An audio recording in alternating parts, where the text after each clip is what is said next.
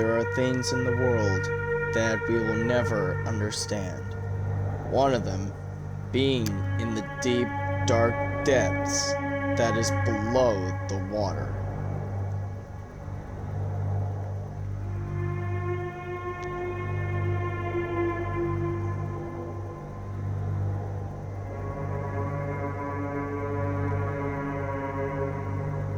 In Subnautica, that's pretty much just that.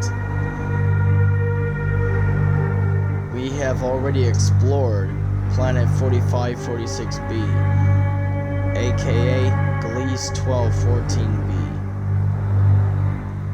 aka the Water World,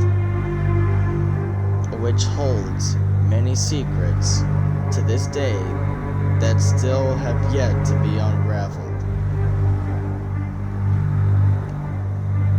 All the biomes, all the different life that thrive in each of these biomes are perfectly safe from the horrors that lie in the void.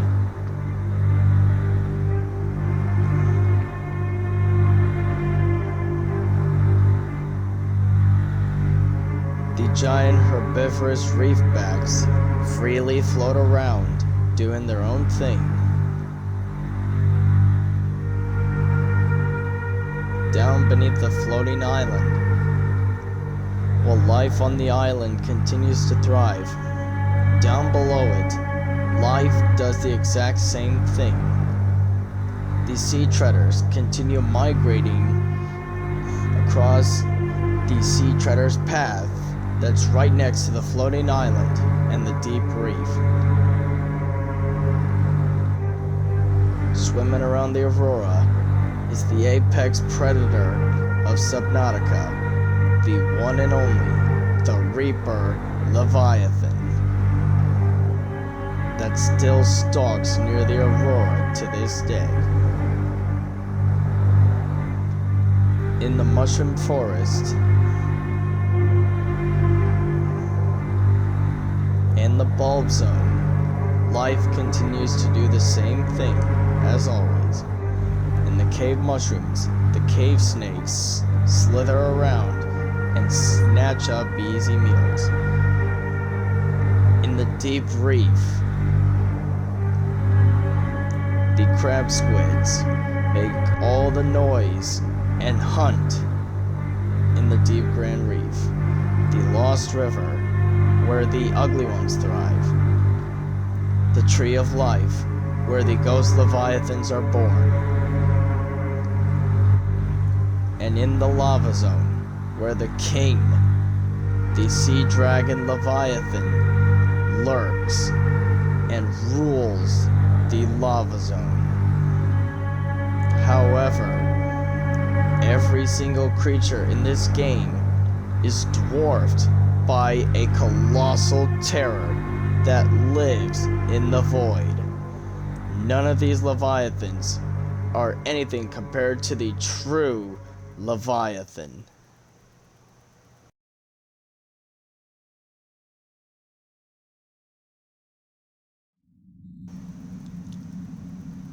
Here on Earth, there is lots of things that are hidden within the deep, dark depths of our oceans that we will never understand. And due to the lack of technology, we are unable to find out what exactly is going on down there in the deep, dark depths of our world's oceans. We have only explored 10 to 15% of our world's oceans. From the disgusting hagfish to strange, floppy living organisms that float around in the depths. From strange fish to the six-gill shark, and as well as the dogfish.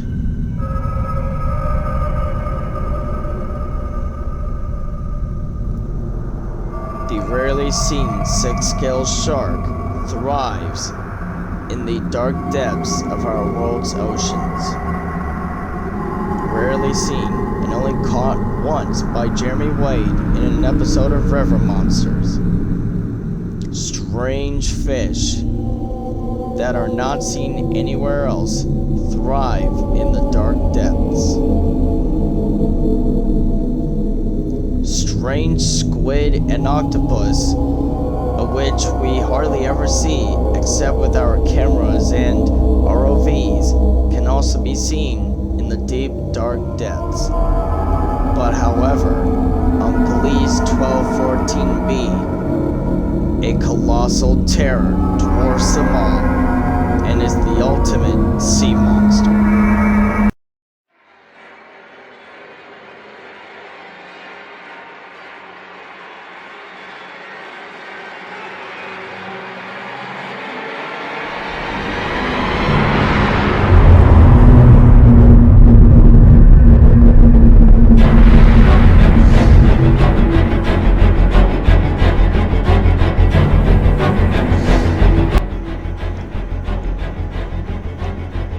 Awoken from the explosion of the aurora lurks a colossal terror that is unlike anything else that we have ever seen in any game or movie.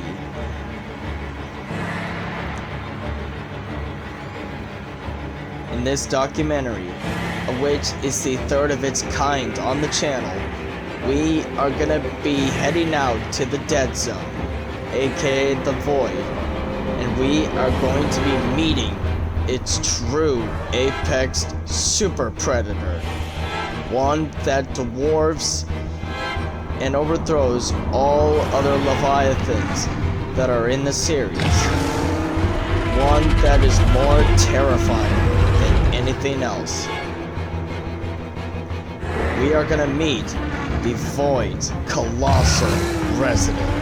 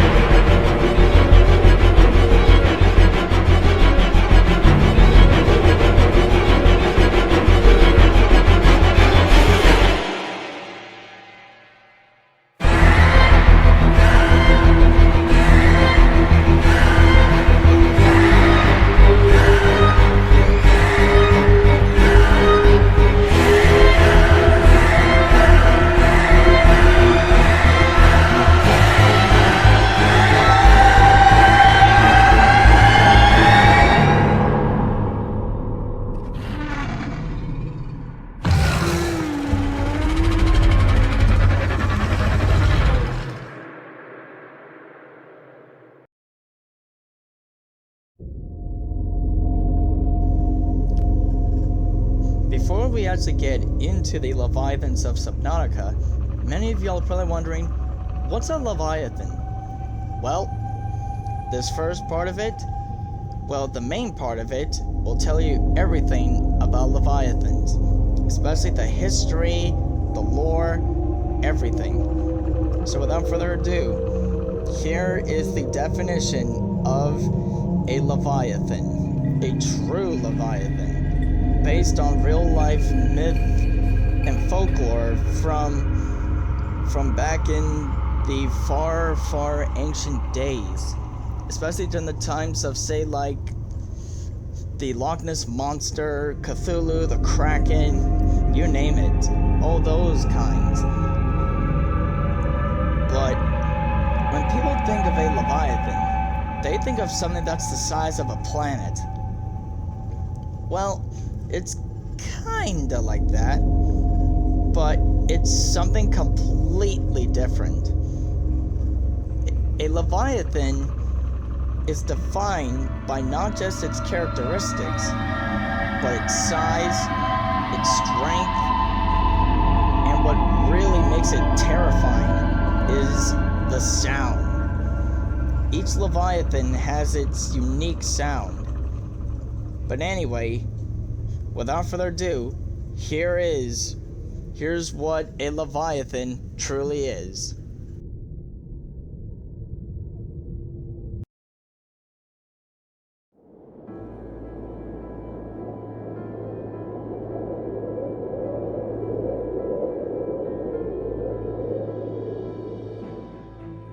According to the Old Testament, there is a giant creature in the ocean's depths. His name is Leviathan. According to the sacred text of Jews and Christians, like all creatures that walk on land, fly in the air, and swim in the waters, Leviathan was also one of God's creations. This creature is described in the book of Job, where God himself describes this colossal monster. The beast resembles a huge marine dragon. Men would be consumed by fear whenever they spotted him. No man is brave enough to dare to awaken such a creature, since the idea of defeating it would be nothing but an illusion. God himself describes the mighty Leviathan as a colossal creature, the bearer of incredible power. The huge monster creates massive waves when moving. His powerful mouth has dreadful teeth. His back is protected by rows of shields so close together that not even air can pass between them. Leviathan has a powerful blow that throws flashes of light. There's fire in his mouth and smoke in his nostrils. When this beast rises, even the most powerful run away terrified, because swords, spears, and arrows can do nothing against a creature who has his chest as hard as the most resistant stone. Nothing on earth can compare to Leviathan's power. But such a creature owes its existence to God's desire, since, like every human being, Leviathan can only have their food due to the grace of God. The beast was the inspiration for the English philosopher Thomas Hobbes in his work Leviathan. According to Hobbes, the man in his natural state, where there are no laws, tends to unleash an all-against-all quarrel. To eliminate this state of anarchy, there has to be a social pact, where everyone relinquishes part of their sovereignty in the name of a figure who has absolute power. This figure that would have authority over men would be the state, which, due to its power before men, Hobbes compares with the gigantic biblical monster known as Leviathan.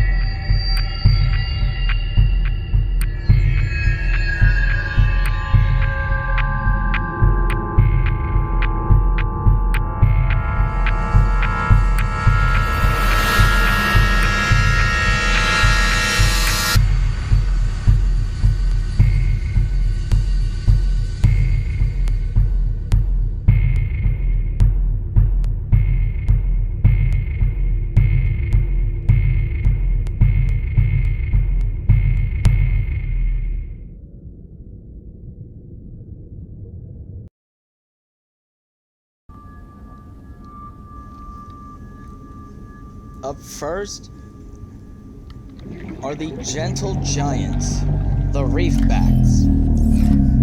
The reefbacks are the whales of Subnautica. You can't hurt them, they can't kill you, they just swim around and mind their own business. They're called reefbacks. Well, it's self-explanatory.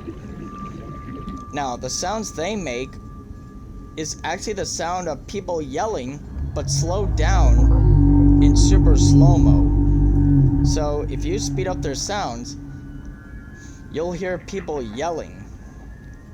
Which Simon Chalinsky made the sounds for all the creatures, including the reefbacks, in this game.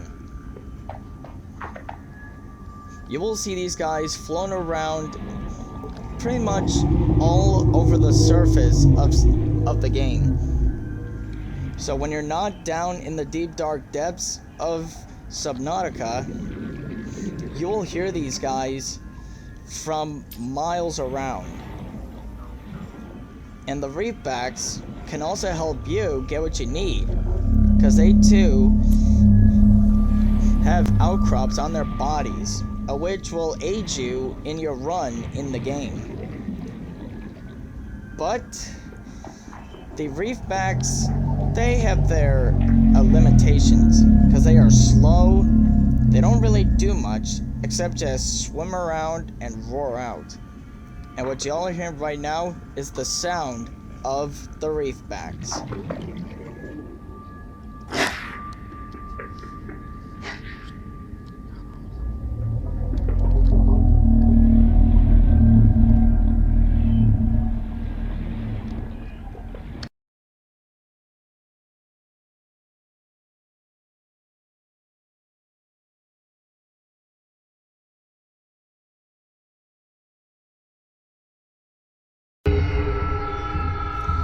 Up next, we meet the apex predator of Subnautica. The one whose sound strikes fear in the hearts of those that have never, ever heard its call. Meet the Reaper Leviathan, the apex predator of Subnautica. The one that is feared the most early on in the game. The sound that the Reaper makes is actually echolocation. So because the Reaper can't see very well, it uses its echolocation to track its prey. So in other words, when you hear the Reaper can see you. You will find the Reaper Leviathan swimming around the front and back end of the Aurora. You will see them swimming around there all the time. But it's best to give them a wide berth. But the worst time to go out and get what you need from the Aurora is at nighttime. Nighttime is the most dangerous time in the game to tango with the Reaper. And that gives you plenty of reason to fear the Reaper. Not to be confused with that song, which I don't know about. And now you pretty much get the idea of just how terrifying the Reaper Leviathan is. Now without further ado, here is the sound that the Reaper Leviathan makes.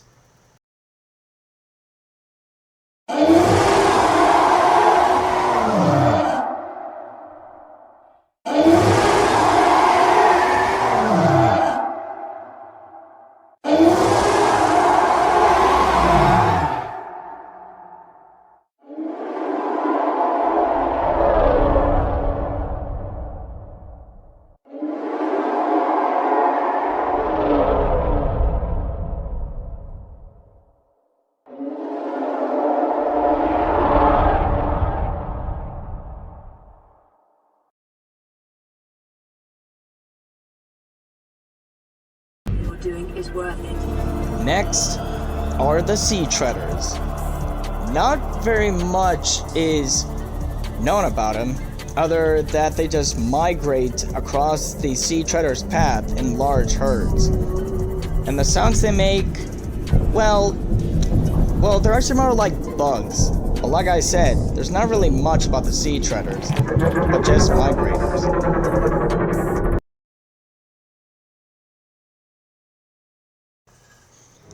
Second to last but not least, we meet the Ghost Leviathans. Ghost Leviathans get their name from their translucent bodies. When there's no light shined on them, they blend in with the darkness. But as they come into view, their name explains itself. Ghost Leviathans are born from the Cove Tree, aka the Tree of Life, which once they hatch, they head out to the Lost River, where they start feeding on the other life forms that share its temporary home. But once they start getting too big, they head out to the Dead Zone through a series of passageways that lead out from the Lost River, where they temporarily cross through the Bulb Zone and head out to the Dead Zone, where they grow up into these colossal monsters that are out there. And instead of feeding on other fish, they start feeding on microscopic organisms such as plankton. Now, what y'all are about to hear is what makes the Ghost Leviathan another of the most feared Leviathans in all of Subnautica. This is the sound that the Ghost Leviathan makes.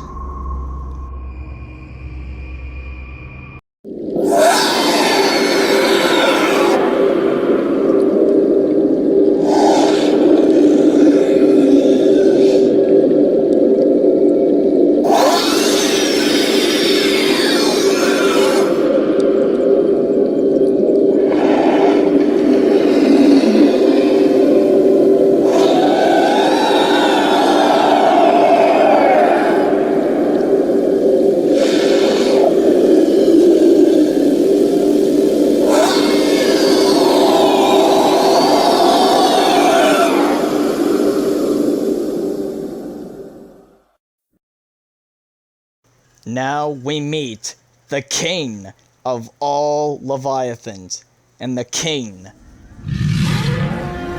of Subnautica, the Sea Dragon Leviathan. It rules the lava zone. This is the one you have to fear and deal with when you're going through the lava zone to reach the alien containment facility. Two sea dragons swim around here. One at the lava castle and the other down at the entrance where the alien containment facility is. They shoot out balls of fire from consumed burning material. Now this is a special honorable mention. Our queen, the Sea Emperor Leviathan. Are you here to play?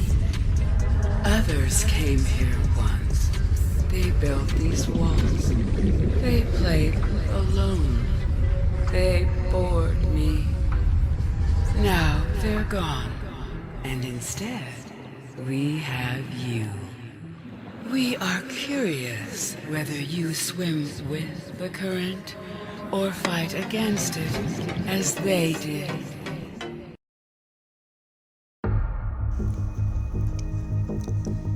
At 1600 years of age, the Sea Emperor Leviathan has been kept in here her entire life because she carries, well, her and her babies, her 5 babies carry Enzyme 42, the cure to the Kara bacteria infection, which sweeps all across planet 4546b and creates the green marks that you see on most of these smaller creatures, as well as these small predators that you find throughout the game as you go on, as well as the more harmless creatures that you see throughout the game. Once you're here, you must Listen to what the Sea Emperor has failed to tell others that came to help her. She gives you the blueprints for the hatching enzymes, which the hatching enzymes are used to help her babies hatch. And she is the queen of all Leviathans in the game. But the Sea Emperor is not the biggest Leviathan that is in the game. There is one King Leviathan.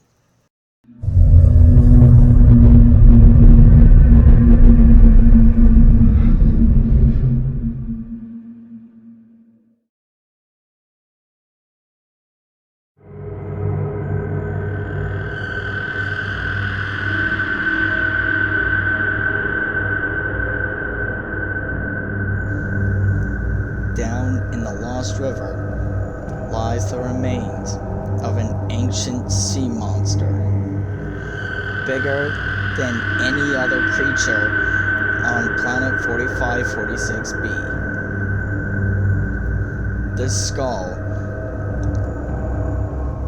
is bigger than any other creature on the planet.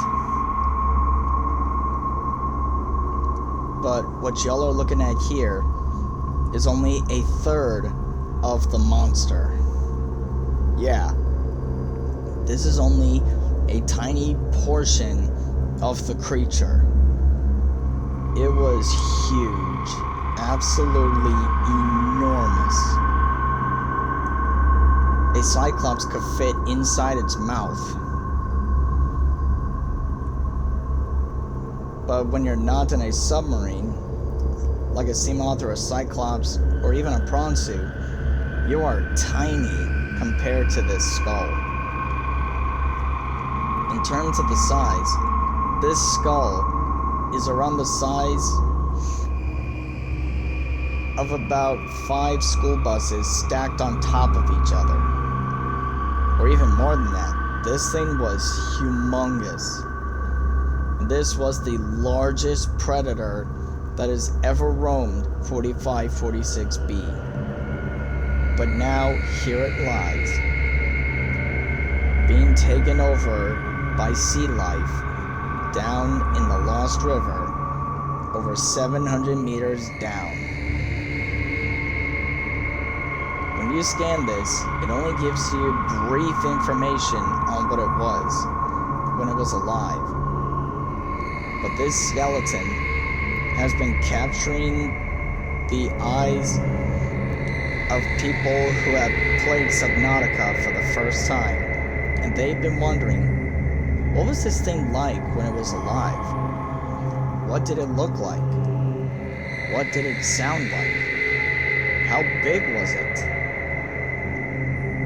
Was it bigger than all the other Leviathans that are in the game? Yes, to all those questions. But in the game, this thing is dead. Long, long dead. But how it got here remains a mystery, even to this day, and after all these years of Subnautica being out. Unknown Worlds have planted this skeleton to give people an idea on what they were going for. A planet that is full of mystery, with not a lot of information about pretty much anything, except that what you find throughout your playthrough of the game. Now, there is a juvenile skull.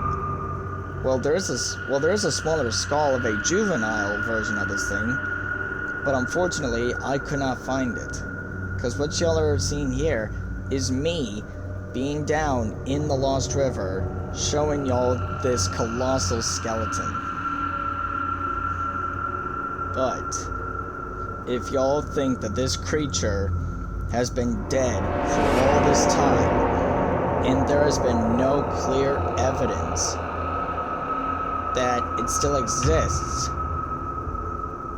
if y'all are still thinking that, then you're pretty much right, but at the same time, you're wrong.